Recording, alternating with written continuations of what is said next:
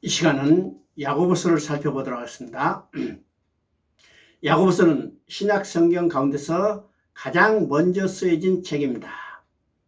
저자 야고보는 예수님께서 태어나신 후에 요셉과 마리아 사이에서 태어난 예수님의 동생의 한 사람이었습니다.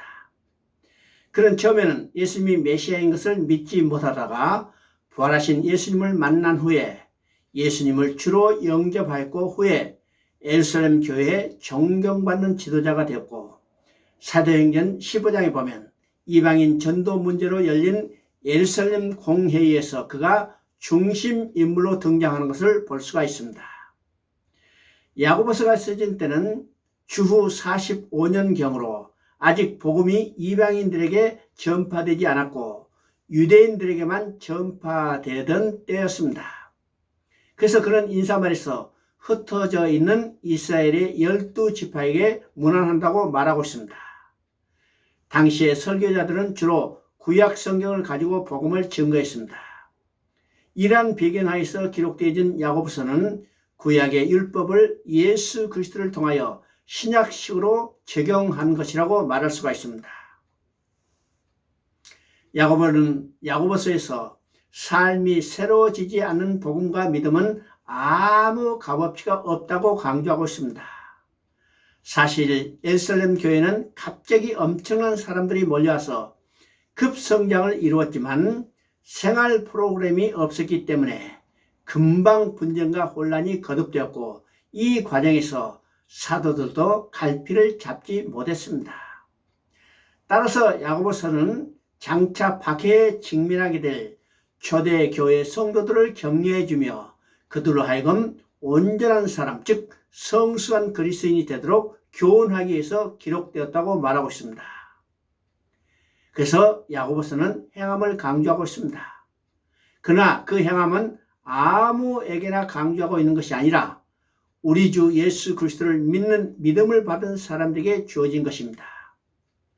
1장 18절을 보면 그가 그 피조물 중에서 우리로 한 첫 열매가 되게 하시려고 자기의 뜻을 따라 진리의 말씀으로 우리를 낳으셨느니라. 다시 말해서 거듭난 자들에게 주어진 말씀입니다. 하나님의 자녀가 되었고 이제 그리스도인이 된 신분으로 살아가게 하기 위해서 주신 말씀입니다. 진리의 말씀 곧 복음으로 우리를 낳으셨니라고 말하고 있습니다. 우리를 복음으로 낳으셨기 때문에 시험을 만나도 기쁘게 여길 수 있는 원동력도 복음에서 나오고, 인내할 수 있는 힘도 복음에서 나오고, 기도의 근거도 복음에 있고, 시험을 참을 수 있게 해주는 것도 복음의 능력에서 온다는 사실을 명심해야만 합니다. 야고보서는 믿는 신앙인들이 여러 가지 상황에서 어떻게 처신해야 할 것인지를 다루고 있습니다. 여기서 가장 두드러진 특징은 말씀을 실천하는 것, 곧 행함을 강조하고 있는 것입니다. 그러므로 야고보서의 요절은 2장 22절이라고 말씀드릴 수 있습니다. 내가 보거니와 믿음이 그의 행함과 함께 일하고 행함으로 믿음이 온전하게 되었니라고 말하고 있습니다. 그렇습니다. 야고보서는 행함 자체를 말씀하고 있는 것이 아니라 행함으로 믿음이 온전하게 되는, 곧 온전한 믿음을 말씀하고 있습니다.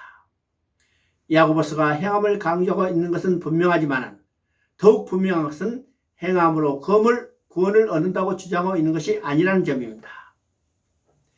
야고보서 2장 18절에서 행함이 없는 내 믿음을 내게 보이라고 촉구하면서 나는 행함으로 내 믿음을 내게 보이리라고 말씀합니다.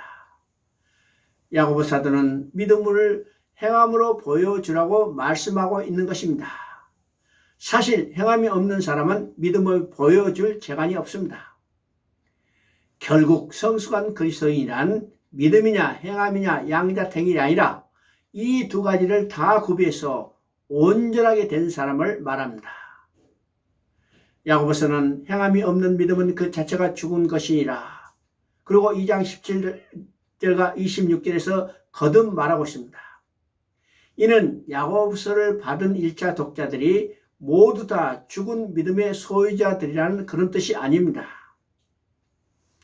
그들에게 믿음과 행함이 균형 잡힌 온전하고 구비한 그리스도인들이 되도록 엄하게 경고하고 있는 말씀입니다. 그렇다면 온전한 사람, 즉 성숙한 그리스도인이 되기 위해서는 어떤 점들을 훈련시켜야 할까요? 첫째는 1장 12절에서 내 형제들아 너희가 여러 가지 시험을 만나거니라고 첫째 시험을 말씀합니다. 그리고 시험을 만날 때 온전히 여기라. 이는 너희로 온전하고 고비하여 조금도 부족함이 없게 하려 함이라. 시험의 목적이 여기에 있다는 것입니다. 믿음이 시험을 통하여 인정을 받는 믿음이 되어야 할 것을 말하고 있습니다. 두 번째로 제기하는 문제는 기도입니다. 1장 6절에서 오직 믿음으로 구하고 조금도 의심하지 말라고 합니다. 믿음과 기도는 불가분의 관계입니다. 기도하지 않은 것은 결코 믿지 못하기 때문입니다. 세 번째는 자신이 처한 환경과 처지에 대해서 어떤 자세와 어떤 가치 기준으로 어떤 반응을 보이며 살아가고 있는가를 물어야 합니다. 네 번째는 다른 사람을 대할 때 외모로 보지 말라는 것입니다. 또 언어 생활은 어떤가? 말하기 전에 한 번쯤 생각해 보고 있는가? 아니면 자제하지 못하고 함부로 말하는 편인가? 다시 말해서 잘못된 언어 생활의 치명적인 해독을 말씀하고 있습니다. 5장 7절에서 형제들아 주께서 강림하실 때까지 길이 참으라 말씀하고 예수님의 재림 이야기로 시작하고 있습니다. 그리고 8절에서는 주의 강림이 가까우니라. 주의 강림이 가까우니 인내하며 신앙생활을 잘하라고 권면하는 말씀입니다. 고난당한 자가 있으면 기도하고 치료가는 자가 있으면 찬송하며 병든 자가 있으면 장로들을 청하여 기름을 바르고 위하여 기도하라고 권면합니다. 교회는 이런 사랑의 공동체입니다. 교회는 사랑이 없으면 세상적 공동체만도 못합니다. 마지막으로 야고보는 보라 심판조가 문 밖에 계시니라 심판이 있다는 점을 경고하고 있습니다. 그러면 심판과 결부하여 목회자가 명심해야 할 말씀이 무엇이겠습니까? 그것은 바로 온전한 믿음을 갖는 것입니다.